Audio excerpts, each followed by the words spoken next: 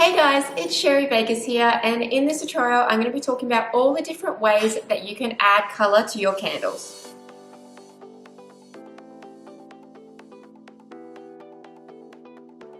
There are four main ways that you can add colour or dye your candles. The first one is with wax candle dyes. So they normally come in a little block like this, and you can get them in an assortment of colours. The second way that a lot of people like to add colour to their candles is with a liquid dye. These are super concentrated and a little goes a long way, and they're really great because they disperse really easily into your wax. The third way that a lot of people like to dye is using Micas or Micas, however you like to pronounce them.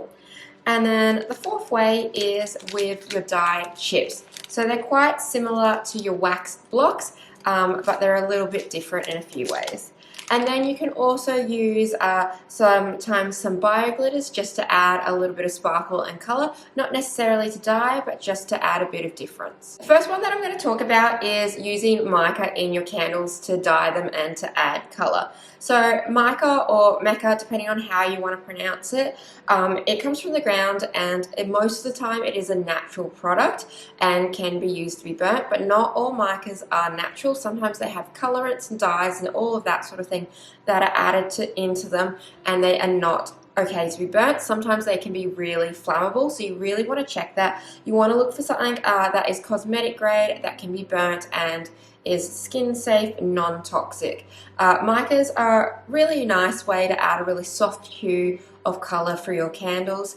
They will add a bit of shimmer when they are burnt, which can be a really cool effect to add in. A few things that you need to be careful when you are using a mica is, one, micas tend to sink to the bottom of your candle. You're never going to get a strong, vibrant colour with them, and most of the time all the colour goes to the bottom.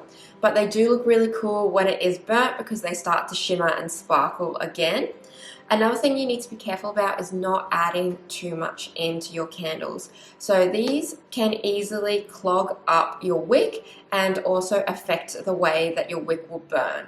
What I mean by that is your mica particle is actually quite big, and so when you mix it in with your wax, sometimes it can create a few different effects where it clogs your wick and your wick can't burn properly and you don't get a full wax melt pour. So definitely less is more when you are using mica powders. You can also use your powders just to dust the surface area instead of using them to actually color the candle.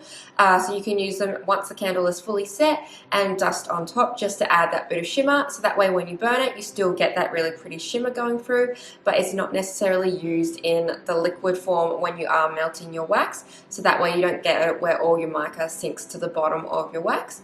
Or if you're using molds, you're making tarts, any sort of wax mold, you can always dust it inside your mold and then pour your wax into that, and then that way the mica will adhere to the wax that way, and then that will also prevent you from getting the clogging with the wicks. Liquid dyes are probably one of my favorite ways to add color. You can get really vibrant candles using liquid dyes, and they're super easy to use. They can be added in at any stage of your wax melting, so you can either add it in when you are first melting your wax, or you can add it in right before you pour. Because it's a liquid going into a liquid, you're going to find that it just blends through really evenly and you get the great color dispersion throughout the whole of the candle.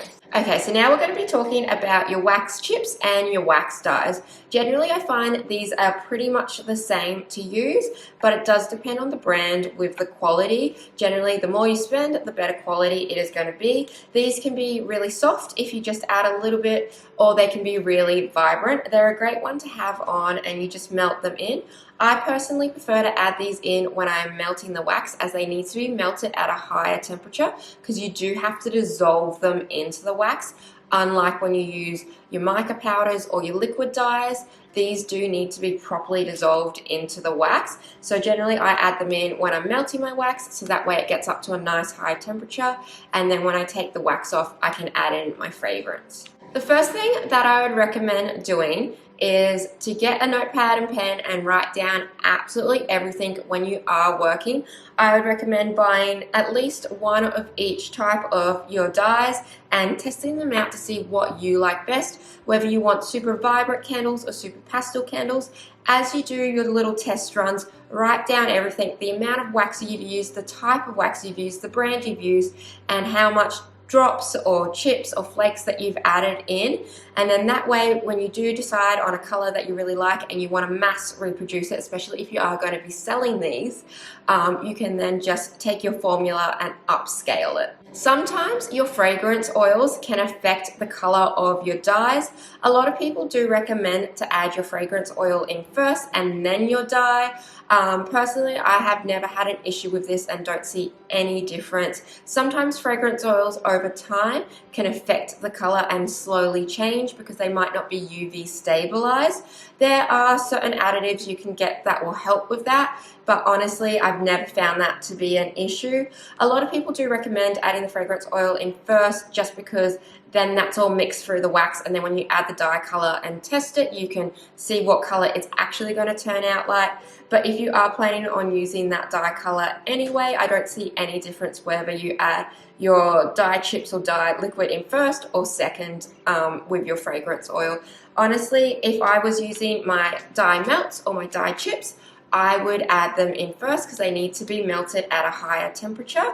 But if I was using my liquid dyes or my Mica, I would add these in second and my fragrance in first because these disperse through the candle wax really easily and don't need to be at a high temperature. When you are adding your colors into your paraffin wax or your soy wax or whatever wax that you're using, it's going to set with a white base, so everything's going to have a slight pastel tone through it, but when you're melting it, it's going to be yellow. So when you're adding your colors in, you're adding it in when it's in its liquid form where it's going to have that sort of soft yellow tone through it, and it's going to be really hard to tell by just looking at it.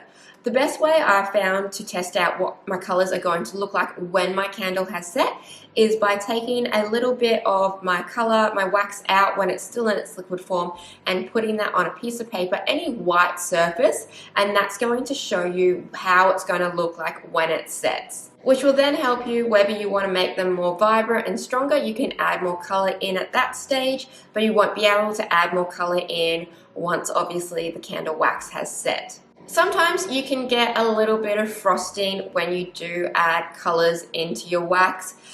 It is a little bit hard to avoid. I've tried pouring at really hot temperatures. I've tried pouring at really cold temperatures.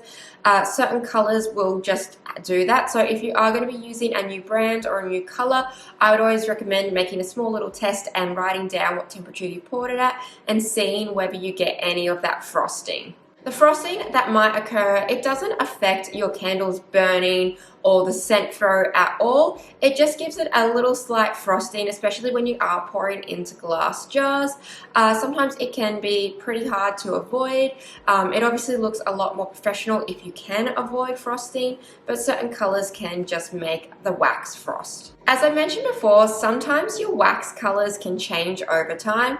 UV, when sunlight hits anything, it does tend to bleach it and change, and that is with pretty much everything. So I would recommend storing all of your candle supplies away somewhere nice and dark where they're not going to get affected by the UV light. And also, if you are making these to sell and you've made up a big batch of candles, I'd recommend storing those two away from the sunlight because sometimes it can just make those colors fade. A big thing that you need to think about too when you are picking your colors is you need to make sure that what you are choosing is actually safe to burn. So all of these ones that I've shown you here today are all designed to work with candles and they are all completely safe to burn, but certain household items aren't always safe to burn.